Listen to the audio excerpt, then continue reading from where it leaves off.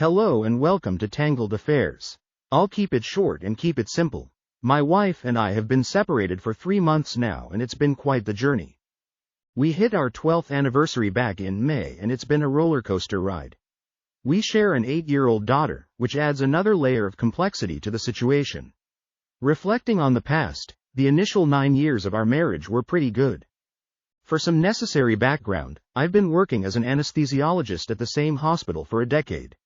Now, let me share some observations and lessons I've learned during this separation. I've come across a fair share of 42-year-old women who put in a tremendous effort to maintain their looks, hitting the gym, watching their diet, attending to every detail from hair to nails to clothing. And yes, they do look fantastic. But as much as they work hard, the reality is, they might be past their prime. In the midst of all this, the question arises, what do you bring to the table in such a situation? It's not just about appearances, there's more to consider. And then there's the phenomenon of people assuming they can always come back if things don't work out elsewhere. It's as if they believe the nice guys will be there, ready to take them back, regardless of how poorly they've been treated. I've also observed the dynamics of being too nice and compliant in relationships. It seems that such behavior can inadvertently encourage partners to take advantage.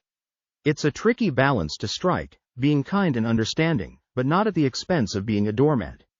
Now, fast forwarding to my own situation, being separated for 3 months has provided a lot of time for introspection. It's a challenging period, but there are valuable lessons to be learned.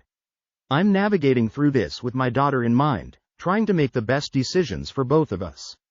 Life is unpredictable, and relationships even more so. I'm learning, growing, and hopefully, emerging from this experience wiser than before. So, as I reflect on the past, it's clear that things took a turn for the worse around our 10th year of marriage. My wife, who used to be someone I recognized, underwent a transformation that left me bewildered. While I'm more on the introverted side, our dynamic worked well until it didn't. I used to love coming home after a stressful day at work, but something changed. Instead of heading straight home, I found myself sitting in the hospital parking lot, doing anything and everything to delay facing what awaited me at home. It's a scenario that sounds all too familiar, guys stopping at the bar before heading home to avoid the challenges of dealing with a difficult partner. She started criticizing everything, making cruel comments that cut deep. According to her, I was boring, my expressions were annoying, and she hated everything about me. Even my risk-averse nature became a point of contention. Apparently, I should quit my stable job at the hospital and venture into self-employment as an anesthesiologist. Now, the big question is, why did I put up with this? Why didn't I stand up for myself? The answer, according to the narrator, is summed up in 2 words, nice guy. Nice guys, as I put it, don't stand up for themselves. They let themselves be walked over, and that passive behavior only invites more bullying. It's a familiar pattern throughout history, passivity often invites aggression. She even went on to tell me that I never wanted anything better for myself, and she couldn't stand that I was content with an upper-middle-class life. According to her, our life was just a slightly better version of average. A slightly bigger house, slightly better vacations, but still very average. It's a tough situation to be in, and it's clear that the dynamic in our marriage needs to change. Standing up for myself and asserting my needs seems like a necessary step, even though it might be challenging. There's a lot to unpack, and the path forward is uncertain.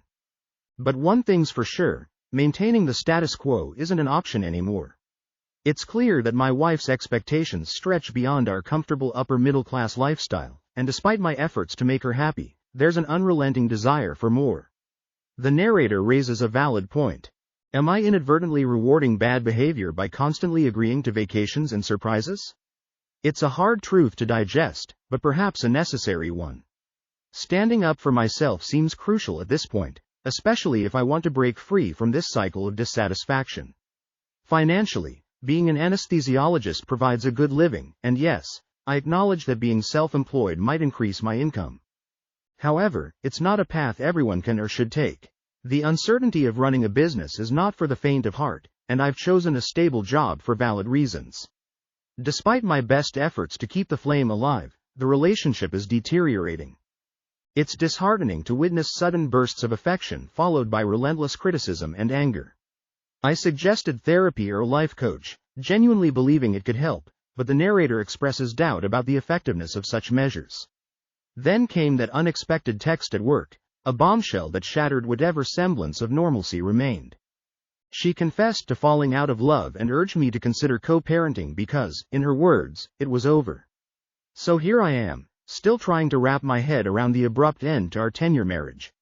A text saying it's over, and to top it off, she's the one moving out, leaving our daughter behind without a seeming care in the world. It's a gut punch, and it becomes apparent that something is amiss. As suspicions grew, I decided to hire a private investigator.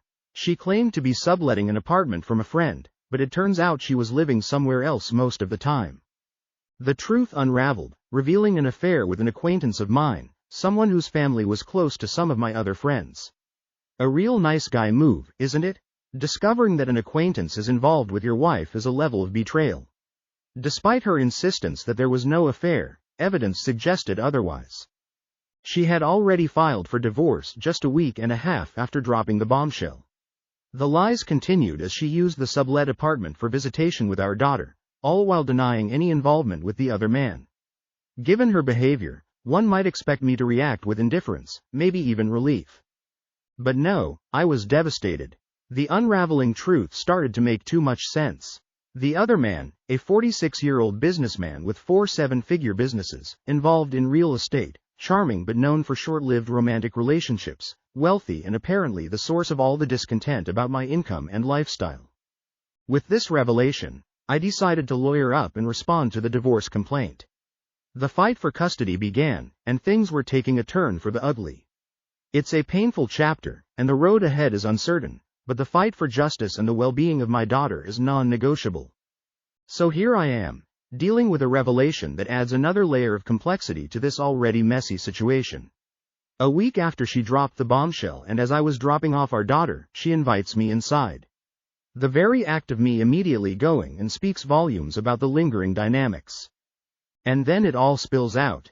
She admits to the affair, confessing that it started emotionally in the first year and escalated to a physical level for the next 2 years, a 3-year-long affair. A real punch to the gut, considering the initial 9 years were supposedly great.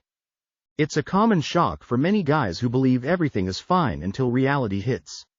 Now, she's claiming midlife insanity, expressing remorse because apparently, I was 90 above reproach as a husband and a person.